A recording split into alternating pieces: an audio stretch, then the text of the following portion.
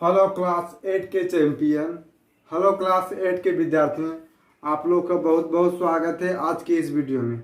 आज हम जो 13.1 का सूत्र था, प्रश्नावली 13.1 का जो सूत्र था उसे समझाने के बाद हमको लगता है उतना ही सूत्र की जरूरत है इस चैप्टर में, उससे ज़्यादा सूत्र की जरूरत नहीं है। ठीक है ना। अब हम क्वेश्चन पर आते हैं। क्वेश्चन पहला क्या कहता, ठीक ना। ठीक है, समझाने की कोशिश करते हैं। प्रश्नावली 13.1 का जो क्वेश्चन है वो समझाने जा रहे हैं। ठीक है, देखिए कह रहा है कि बगल की आकृतियों में एक आयताकार और एक वर्गाकार खेल के मैदान की माप दिए हुए हैं। जो बगल की आकृति है ये वाला और ये वाला, जो बगल की आकृति है ना, वर्गाकार आकृति और आयताकार आकृति, उनका जो माप है ना, माप भुजा की माप है ना, लंबाई चौड़ाई या फिर भुजा की माप वो दिया हुआ है, दी गई है। ठीक है ना। तो यदि इनके परिमाप समान है, कारण क्वेश्चन में पहले ही बोल दिया, इनके जो परिमाप है ना वो समान है, इनके जो परिमाप है जो समान है। यानी वर्ग का परिमाप ये वर्ग है, इसका चारों भुजा बराबर है तो ये वर्ग हो गया, और ये आयत है, ये आयत है। दोनों का परिमाप ना समान है। पहले क्वेश्चन में बोल दिया है कि यदि इनके परिमाप समान है, इनका परिमाप क्या समान है, तो किस मैदान का क्षेत्रफल अधिक होगा। बोल रहा है कि इनका परिमाप जो है समान है तो किस मैदान का क्षेत्रफल अधिक होगा, ये पूछा हमसे। ठीक ना। चलिए इसको बनाते हैं। बहुत हल्का क्वेश्चन है, आपको बहुत अच्छा समझ में आ जाएगा। देखिए इनके परिमाप समान है, परिमाप देख लीजिएगा आप निकाल कर, तो हम निकाल देते हैं। ये वर्ग का परिमाप निकाल लीजिए, ठीक ना। वर्गाकार मैदान है, वर्गाकार मैदान का परिमाप निकाल लीजिए। परिमाप भुजा का मान दे दिया है 80 मीटर। परिमाप निकालेंगे तो क्या होगा, 4 गुने भुजा, यही ना होगा, 4 गुने भुजा। हम बताए थे कि वर्ग का परिमाप क्या होता है, 4 गुने भुजा। 4 गुने भुजा, भुजा के मान कितना है 80 मीटर। 80 मीटर निकाल लिए, कितना हुआ 320 मीटर। इनका परिमाप कितना है 320 मीटर। चलिए इसका परिमाप निकाल लेते हैं।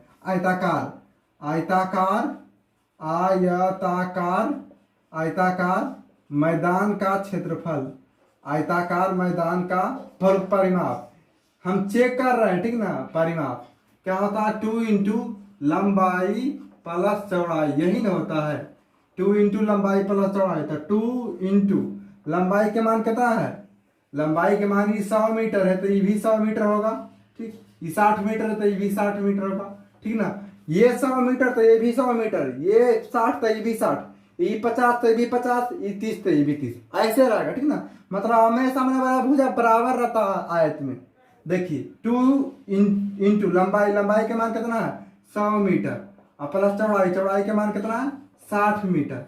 ठीक ना। देखिएगा 2 इंटू 100 और 60 कितना हुआ 160, 16 दूनी 32, 320 मीटर हो गया। 320 मीटर हो गया। ठीक है ना। कितना हुआ 320। देखिए इसका भी 320 आया है, इसका भी 320 आया है, यानी वर्ग का परिमाप इसका भी 320 आया है, इसका भी 320 आया, यानी दोनों का परिमाप क्या है, समान है। क्वेश्चन में पहले ही बोल दिया था कि इनका परिमाप क्या है, समान। हमको ये नहीं निकालना था, लेकिन हम बता दिए आप लोग को ताकि आप लोग ज्यादा अच्छा समझ में आए। ठीक ना। इनका परिमाप क्या है, समान है। ठीक ना। हम क्वेश्चन में पहले ही दिया था कि समान, हमको क्या निकालना था, क्षेत्रफल निकालना। तो चलिए वर्गाकार मैदान का क्षेत्रफल निकालते हैं।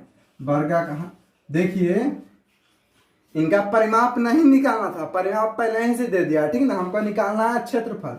तो किस मैदान का क्षेत्रफल अधिक होगा ये पूछ रहा है। वर्गाकार मैदान का क्षेत्रफल, वर्गाकार मैदान का क्षेत्रफल क्या है, क्या होता है, भुजा स्क्वायर, या फिर भुजा गुने भुजा, ये भी कह सकते हैं, या फिर भुजा स्क्वायर। ठीक है। चलिए भुजा के मान कितना है 80 मीटर गुने 80 मीटर। ठीक है ना। देखिए कैसे गुना करते हैं, ध्यान से देखिएगा। 8 64, 8 64, एक शून्य यहाँ, एक शून्य यहाँ, हो गया कितना शून्य, 2 शून्य हो गया। मीटर यहाँ एगो एगो यहाँ, मीटर के पावर 2। ठीक है, यहाँ तक दिक्कत? कोई दिक्कत नहीं। अब चलिए आयत का क्षेत्रफल निकालते हैं। यही पूछा है कि इस मैदान का क्षेत्रफल अधिक होगा। अब निकालते हैं आयत का क्षेत्रफल। आयताकार मैदान का क्षेत्रफल, आयताकार मैदान का क्षेत्रफल, आयताकार मैदान का क्षेत्रफल निकाल लेते हैं। वो होता है लंबाई गुने चौड़ाई, लंबाई गुने चौड़ाई। देखिए वर्ग का क्षेत्रफल होगा भुजा गुने भुजा या भुजा स्क्वायर, और आयत का क्षेत्रफल होगा लंबाई गुने चौड़ाई। लंबाई को चौड़ाई से गुना कर देंगे, वो हो गया आयत का क्षेत्रफल। लंबाई के मान कितना है? 100 मीटर है ना, और चौड़ाई के मान 60 मीटर। ठीक ना, 60 मीटर। चलिए गुना कर दीजिए। एक का पढ़ेंगे 6 मरते 6, एक का पढ़ेंगे 6 मरते 6। यहाँ 4 रहता था, 4 का 6 मरते पढ़ते। ठीक है ना, यहाँ 4 रहता, 4 का 6 मरते पढ़ते। एक का 6 मरते पढ़ेंगे 6, 2 शून्य यहाँ, 1 शून्य यहाँ, 2 शून्य यहाँ, 1 शून्य यहाँ, कितना शून्य हुआ? 3 शून्य हुआ। 3 शून्य दे दिए, मीटर और मीटर, मीटर स्क्वायर हो गया। देखिए वर्ग का क्षेत्रफल ही है, आयत का क्षेत्रफल ही है। 6400 है, 60 है। कौन ज्यादा होता है? 6400 ज्यादा होता है। 6400 है, 6000 है, तो इसका क्षेत्रफल ज्यादा है। तो लिख देंगे कि चूंकि वर्गाकार ना होगा, वर्गाकार मैदान लिख देंगे कि वर्गाकार मैदान का क्षेत्रफल अधिक होगा। ठीक है ना, अधिक होगा। चलिए यहां तक हो गया, वर्गाकार मैदान का क्षेत्रफल अधिक होगा। अब चलते हैं अगले प्रश्न की ओर। ठीक है, कह रहा कि बिमला के पास एक आयताकार प्लॉट है, बिमला के पास एक आयताकार प्लॉट है। देखिए ये जो इस प्रकार का आयताकार प्लॉट है ये, ठीक ना, आयताकार प्लॉट है, ठीक ना, जिसकी लंबाई है 80 मीटर। लंबाई कितना है? लंबाई है 80 मीटर, 80 मीटर। चौड़ाई है 60 मीटर। आयताकार जो प्लॉट है उसका लंबाई है 80 मीटर, चौड़ाई है 60 मीटर। ठीक है ना, लंबाई 80 मीटर, चौड़ाई 60 मीटर। ठीक है, चलिए अकारा कि प्लॉट के बीच में वह क्या कर, बिमला जो है वह प्लॉट के बीच में, प्लॉट के, ये प्लॉट है, इसके बीच में एक वर्गाकार घर बनाना चाहती है, एक वर्गाकार घर बनाना चाहती है, वर्गाकार घर बनाना चाहती है। तो फिर कह रहा कि घर के चारों ओर फुलवारी लगाना चाहती है, घर के चारों ओर फुलवारी लगानी है। तो उसे फुलवारी लगाने में 40 रुपया प्रति वर्ग मीटर की दर से कितने रुपये लगेंगे? इस क्वेश्चन को बहुत ही, देखिए है तो हल्का क्वेश्चन लेकिन थोड़ा सा बड़ा है। हम इसको समझाने की कोशिश करते हैं कि आप अच्छा समझ जाए। ठीक ना, देखिए कह रहा है ना कि पहले तो ये प्लॉट है, प्लॉट के बीच में एक वर्गाकार घर है। कैसा घर है? वर्गाकार घर है। अब प्लॉट कैसा है? आयताकार प्लॉट है। ठीक ना, ये आयताकार प्लॉट है। ठीक ना, आयताकार प्लॉट है, मतलब आयत के आकार का। ये वर्गाकार घर है। ठीक ना, ये कैसा घर है? वर्गाकार घर है। चलिए देखते हैं, कह रहा है ना, देखिए कह रहा है कि उसे फुलवारी लगाना है। तो देखिए ध्यान दीजिएगा, फुलवारी लगाना है। कह रहा है ना कि 40 रुपये प्रति वर्ग मीटर। प्रति वर्ग मीटर कहने का मतलब हुआ एक, प्रति मतलब रहता एक, वर्ग मीटर यानी मीटर का वर्ग। प्रति वर्ग मीटर का मतलब 1 मीटर स्क्वायर। अगर रहेगा ना प्रति वर्ग सेंटीमीटर तो 1 सेंटीमीटर स्क्वायर देंगे। ठीक ना, देख लीजिए यहाँ पर स्क्वायर है। स्क्वायर का मतलब होता है क्षेत्रफल, यानी हम क्षेत्रफल निकालेंगे, परिमाप नहीं निकालेंगे। ठीक ना, तो पहले निकाल लेते हैं इस आयताकार प्लॉट का क्षेत्रफल। आयताकार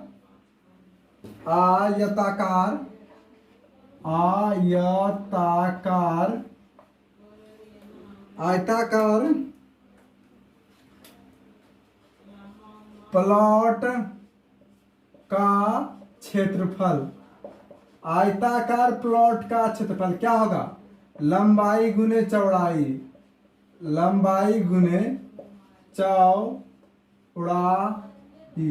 लंबाई के मान है कितना, 80 मीटर, 80 मीटर है ना। चौड़ाई के मान है 60 मीटर, 60 मीटर। लंबाई के मान है 80 मीटर, चौड़ाई के मान है 60 मीटर। तो 8 छक 48 हो गया। एक शून्य यहाँ, एक शून्य यहाँ, 2 शून्य हो गया, मीटर स्क्वायर हो गया।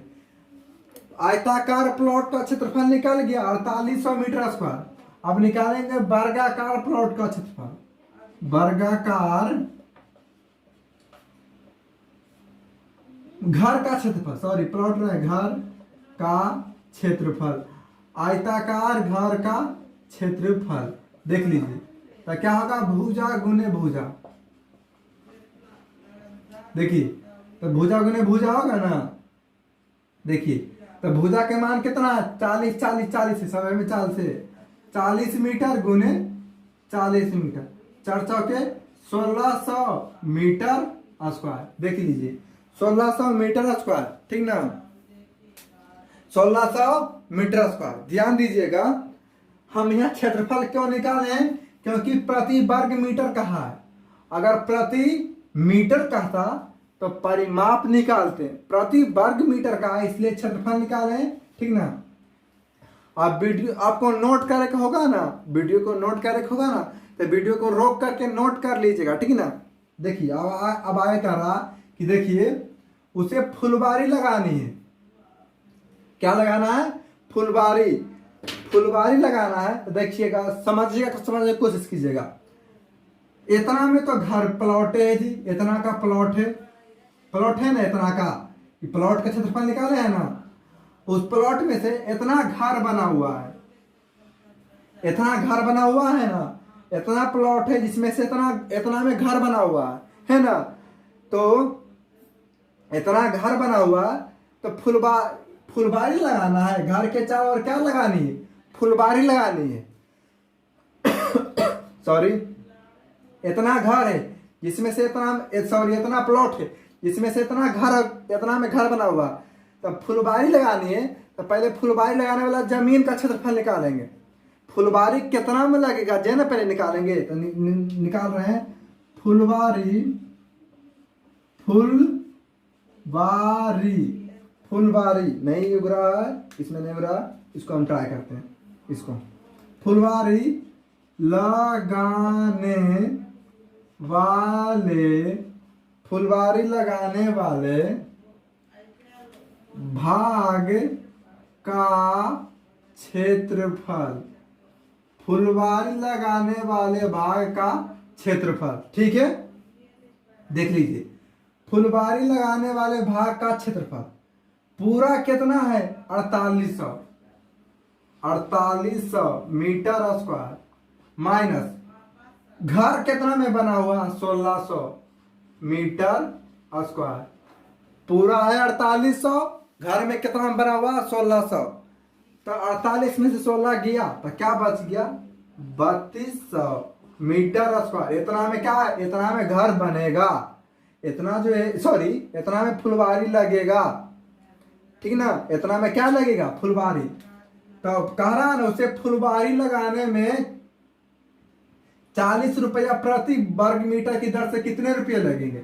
मतलब इतना में फुलबारी लगाएगा, इतना एरिया में, तो उसको कितना रुपया देना पड़ेगा मजदूर को, जे ज्ञात करना है, ठीक ना। चलिए ज्ञात कर लेते हैं, लिखेंगे 1 मीटर स्क्वायर का 40 रुपया ना, लिखेंगे चूंकि 1 मीटर स्क्वायर फुलबारी, 1 मीटर स्क्वायर फुलबारी लगाने, 1 मीटर स्क्वायर फुलबारी लगाने का व्यय मतलब खर्च, व्यय मतलब खर्च, ठीक ना। आय मतलब आमदनी।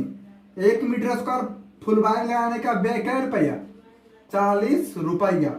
इसीलिए हमको कितना लगाना है जी, इतना लगाना 3200, इसलिए 3200, 3200 3200 मीटर स्क्वायर फुलवारी लगाने का व्यय। फुलवारी के नीचे डबल डैश दे दिए तो ये भी फुलवारी हो गया, लगाने के नीचे डबल डैश दे दिए तो ये भी लगाने हो गया, व्यय का के नीचे डबल डैश तो का व्यय, ठीक ना। देखिए 1 मीटर स्क्वायर फुलवारी लगाने के व्यय 40 रुपया, तो 3200 मीटर स्क्वायर फुलवारी लगाने के व्यय 3200 गुने 40। देखिए जैसे एक कलम का कीमत 5 रुपया तो 10 कलम का कीमत 50 रुपया, और उसे ही 1 मीटर फुलवारी लगाने के व्यय 40 रुपया, तो 3200 मीटर, तो 3200 गुने 40 कर देंगे, ठीक है ना। 3200 गुने 40 कर देंगे। नीचे दिखाई नहीं पड़ रहा, इसको थोड़ा सा हम ऐसे कर देंगे। हाँ अब दिखाई पड़ रहा, ठीक है, बहुत अच्छा दिखाई पड़ रहा है। अब 3200 गुने 40 कर दिए, तब 32 चौक 28 से 32 चौक 28 से 2 सुना या 1 सुना या कितना सुना हो गया, 3 सुना रुपया। 1,28,000, इकाई दहाई सैकड़ा हजार 10,000 लाख, 1,28,000 इतना रुपया लगेगा। अगर वीडियो समझ में आएगा तो आप कमेंट में कहिएगा कि सर हमें समझ में आ गया, ठीक ना। वीडियो देखने के लिए धन्यवाद।